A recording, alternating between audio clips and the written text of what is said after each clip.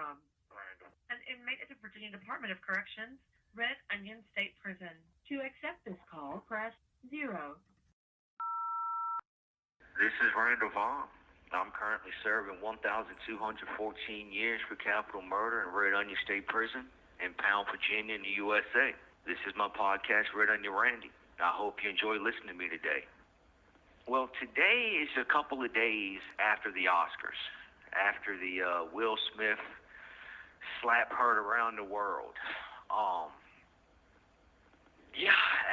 That's a crazy situation. A lot of guys, here in prison, and especially, in the pod I'm in, we all talked about it, discussed it, and the fact of the matter is, we're all pro Will Smith on this situation. He was in the right. Yeah, maybe he probably shouldn't have slapped him. He probably should have just kept it to, cussing him out a little bit and then just let it go and moved on from it. But the fact of the matter is, he decided, you know what? I'm going to make an example of this dude. I'm going to let the world know you don't disrespect my wife. Now, this is the thing. If Jada Smith would have just shaved her head bald as a fashion choice, just to make a statement, or, she'd done it for a movie or something of that nature, okay, Chris Rock is well within his rights to joke her and clown her for that. But the fact of the matter is she has alopecia, which is a disease that causes all of your hair on your entire body to fall off. And, yeah, it's not cancer. Yeah, it's not going to kill her. It's not going to end her life. Though there is the possibility of suicide, because people with alopecia, especially women, have committed suicide over that because it's a beauty thing.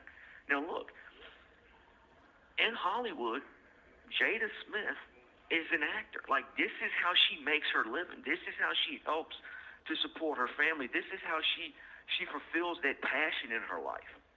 And now she literally might lose jobs because she has no hair. And yeah, she can put a wig on, but this is the thing though. You can tell a wig when a person's wearing a damn wig. Like, I've never once saw a woman with a wig on and thought, wow, man, that's real hair right there. No, you can tell it's a wig. Like, you can literally see it's a wig. So she might lose jobs. She might lose roles over this. I'm not saying she will. I'm saying there's a possibility. Then the fact that she's going to be emotional over this. She's going to be distraught over this. Anybody and everybody would. So then on top of that, she has the whole situation of, is she going to pass it on to her kids? Is her daughter going to suffer from this? Will her son suffer from this? There's a lot of things going on here.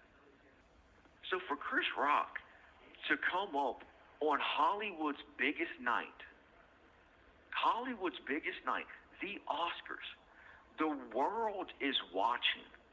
I don't know what the numbers were. I don't know how many millions were watching, but millions upon millions around the world were watching this show.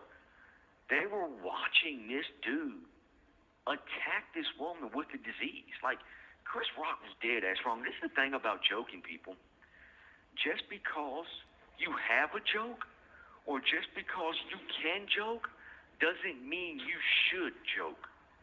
You have to learn where to draw the line, and that's where a lot of comedians go wrong.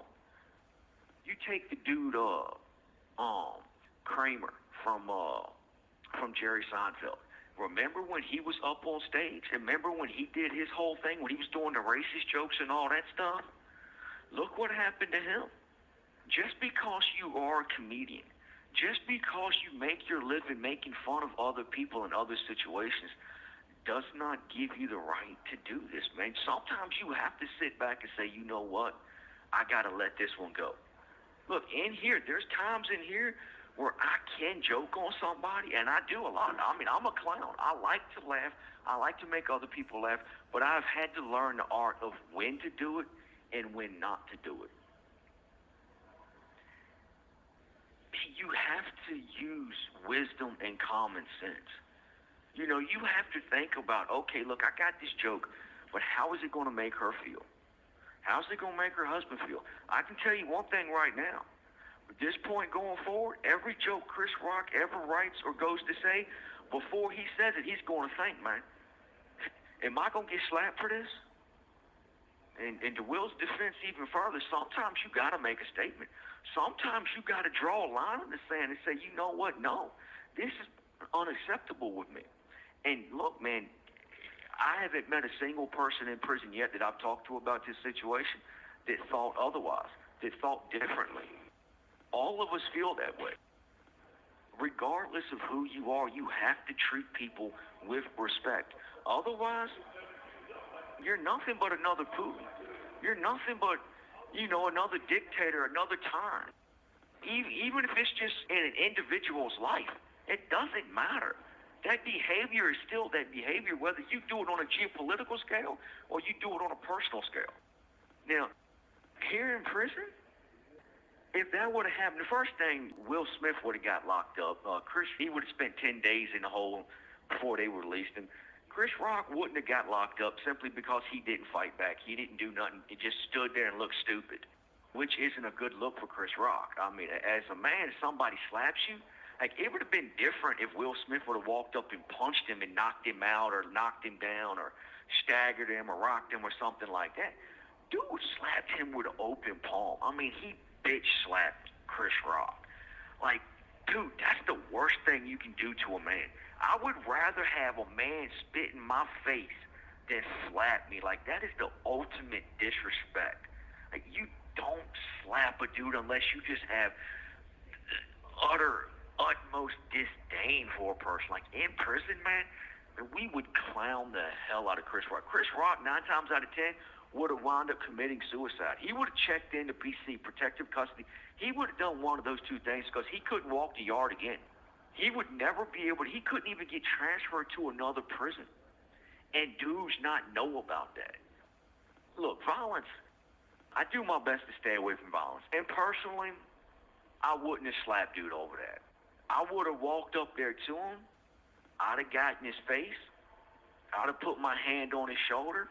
I would have leaned in and I would have whispered, "You're first, you're last, and you're only warning you ever gonna get from me. Don't ever mention my wife again. Don't ever disrespect her again."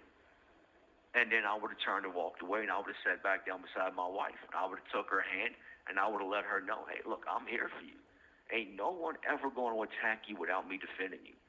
Point blank, period." That's just, there's some lines in life that you do not cross. And Chris Rock crossed that line, and he paid the price for it. He got embarrassed on national television. He got embarrassed in the eyes of the world. Yeah, you have some people, that are coming to his defense. No, it's wrong, it's wrong, it's wrong, it's this, it's that. Hey, look, man, you reap what you sow. You put it out there, there's going to be consequences. Like, you have to understand that. And there's some dudes out there that ain't playing games, people. I know a lot of dudes, and not even here in prison. I got a couple of friends out there, man, you disrespect their women, they gonna bust your ass for you. Like, that's just all there is to it. I mean, we're still men. We're still men. Some of us really, really love our wives. I'm 100% pro Will Smith in this situation, man, because he was in the right. Whether you agree or not, the man was in the right. It's a shame that it had to happen. Obviously for Will Smith's sake, I wish it would have happened. And this is the thing about Will Smith. Think about this, people. Look at his entire career. Back when he came up out of Philly and he was rapping, he never once used a curse word.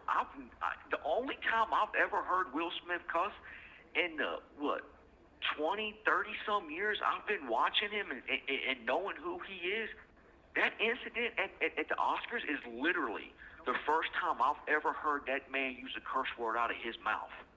He's never disrespected women. He's never dishonored women. Like, this dude is the ultimate respecter of women. He does stuff in a way that promotes people, that lifts people. Like, you watch his movies, you feel good afterwards. There's some movies you don't feel good after. But you watch a Will Smith movie and you feel better afterwards. You feel good afterwards. Like, that's what Will Smith does. Like, that's what he brings to entertainment. That's what he brings to Hollywood and the big screen and the television screen and so forth. You have 1 minute remaining. So for this dude to do this, man, for him to snap like this, he's been up holding Jada at night while she's just bawling her damn eyes out, like, because this is out of his character. This is totally and completely out of his character. Yeah. Good on you, Will. As far as I'm concerned, good on you, man. You did the right thing. Just keep doing you. Obviously, I sincerely doubt that you'll ever hear this. I meant to say seriously doubt you'll ever hear this, but it is what it is. But yeah, that's all I got to say on this one, man. For those of you who listen to me on Apple Podcasts, I would appreciate if you would review me and rate me, preferably 5 stars, but I'll take whatever you think I'm worth. Also, I'm now on Twitter, @RedOnionRandy. So go over there and check me out. And if you like what I say, follow me. If you don't, I respect that. Sometimes they'll be hit and miss. But y'all take care. Stay safe.